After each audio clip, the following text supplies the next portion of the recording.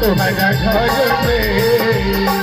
लड़का कहता ए बेटी अगर तोरा के जाए बात से जो भैया कहा अगर ऐसी भाई तोहरा के जाए बात तू जा, लेकिन इतना बड़ सजा मत दे के जाए हमार जान।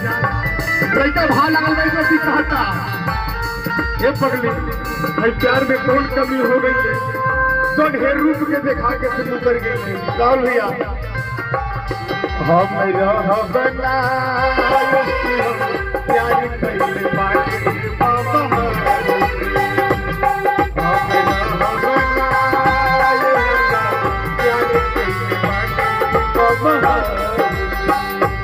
हेलो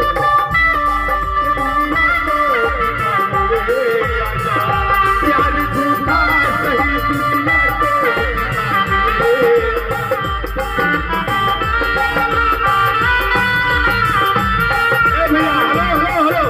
एक मिनट अब स्टेप पूरा हुई, अब तो आपके आके मिले के बाद आइए भैया। भैया एक मिनट इनके मिले पड़ी